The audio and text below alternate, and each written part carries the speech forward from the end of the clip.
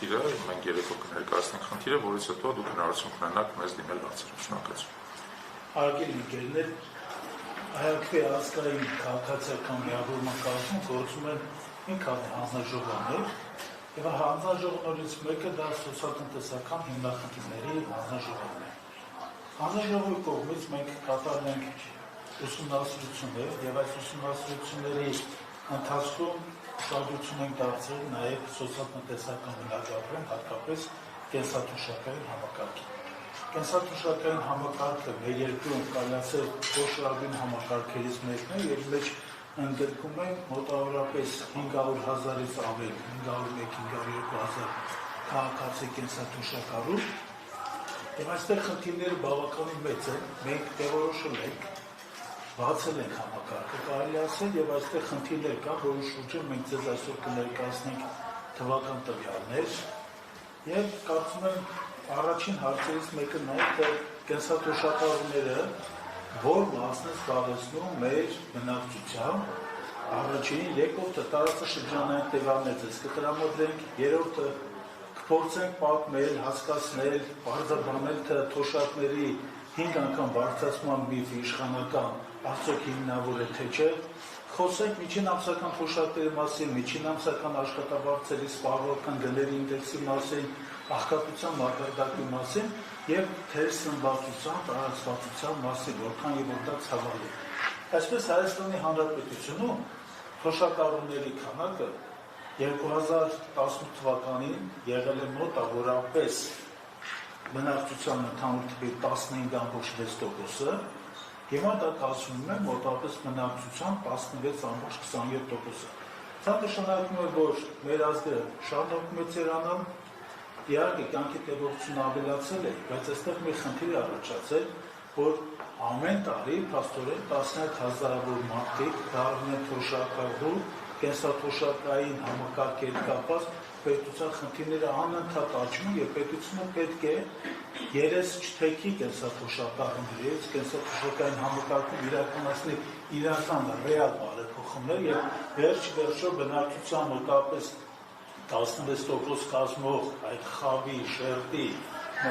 շերտի հարցերը պետք է կարգավորեն, իրականացնեն համապարփակ թոշակային բարեփոխումներ։ Գիտեք, խնդիրը այնտեղ է, որ մեր երկրում կա տվյալներ, որոնք ամոթալի տվյալներ են։ Որն է դա։ Այսպես մենք բարձրացրել ենք նվազագույն կենսաթոշակի չափը եւ դա համատել ենք տարածաշրջանային երկրների հետ եւ Հայաստանում, եթե մենք ունենք 36,000 դրամ նվազագույն կենսաթոշակ, որը համարժեք $93 է, ապա Ադրբեջանում այդ թիվը 320 մանաթ է կամ $188, Վրաստանում դա մոտ 400 լարի է կամ $148, իսկ Թուրքիայում 16,671 լերա է, որը կազմում մոտավորապես $505։ Իհարկե, թվերը ցույց են տալի, որ մենք գտնում ենք ոչ թե ինչ-որ խայտառակ համեմատություններ ունենք, ցույց է տալի, որ Թուրքիայում եւ Հարևան Սուլթանատում 2 անգամ, 5 անգամ կենսաթոշակառուն ավելի շատ նվազագույն թոշակ է ստանում, իհարկե սա անհանդուրժելի մոտեցում է եւ այս պետական մոտեցման հետ կապված մենք խնդիրներ ունենք, որովհետեւ նայեք, այս թվերին տիրապետում են նաեւ իշխանությունները, այս վարչախումբը, բայց վարչախմբի մեջ որդեգրել է մի մոտեցում, որ կարան մանկական ստերով պարզապես խուսափել հարցից եւ հարցը տանել այլ բնագավառ։ Օրինակ, իշխանական թեզը տարածում է հիմնական որոշ ջատագովներ եւ քարոզիչների ղեկավարում է վարչախմբի ղեկավարը եւ վարչախմբի ղեկավարը անընդհատ հայտարարում է բոլոր հնարավոր հարթակները, որ թոշակները մենք 5 անգամ բարձրացրել ենք։ Իհարկե դա սուտ է, որովհետեւ գործողությունը 5 անգամ կատարված գործողությունը չի նշանակում թոշակների չափը 5 անգամ բարձրացում։ Այսինքն դրա հետ կապված ինչ են իրենք արել։ Մենք մի քիչ հարագի մեջ իհարկե փորձենք ներկայացնել կատարված աշխատանքները, ուրեմն 19 թվականի հուլիսից թոշակները բարձրացել են 10%, դա մեկ քայլ, երկրորդ քայլը եղել արդեն 2022 թվականի, 2022 թվականի հուլիսին թոշակների հետ կապված ներդրեցին նոր համակարգ, հետվճարի համակարգը եւ այդ հետվճարի համակարգը մոտավորապես 5,000 դրամ է հնարավորություն տալիս որպեսզի հետվեճարը իրականացվի։ Եվ երկրորդ հարցը նա է, որ 2022 թվականին 99,000 շահառուների համար, կենսաթոշակային խմբի համար իրականացվեց 3,000 դրամի ընդհանուր ավելացում թոշակի։ Դրանից հետո մոտավորապես 2023 թվականի հունիսի 29-ին բարձրացվեց նվազագույն կենսաթոշակի չափը, դա 31,600 դրամից դարձավ 36,000, եւ արդեն 2024 թվականին հաստատվեց հետվեճարի նոր համակարգ, արդեն գումարը որպես առավելագույն սահմանվեց 6,000 դրամը եւ 12% հետվեճարի համակարգը սահմանվեց, բայց այստեղ գնացին ճիզվիտական մի դիրքորոշման, որ նրա մեջ հանեցին նախնական կողմնական ծառայություններ հետվեճարից օգտվելու հնարավորություն, հիմա դա էլ հանեցին։ 2025 թվականի հունվարին մեր դրեցին նոր որոշում, որ այս հետվեճարի համակարգը 12% է դառնում եւ դա գործել է 1 տարի ժամկետով։ Հիմա բնականաբար այս տվյալները, որ մենք ներկայացնում ենք, սա ցույց է տալիս, որ թոշակները չի բարձրացվել 5 անգամ։ Այս մարդիկ պարզապես ստում են։ Մարդիկ հարցից խոսակում են մանկական ստեր հորինելու, տարածելու իմաստով։ Հավանաբար շատերը նույն այդ քարոզիչների իշխանական կարող են պնդել, որ դա չի վերաբերվում միջին ամսական թոշակներին, միջին ամսական թոշակները հետ կապված մենք ունենք էլ ուսումնասիրությունը եղել, որ 2018 թվականներին միջին ամսական թոշակը եղել է 40,000 դրամի կարգի,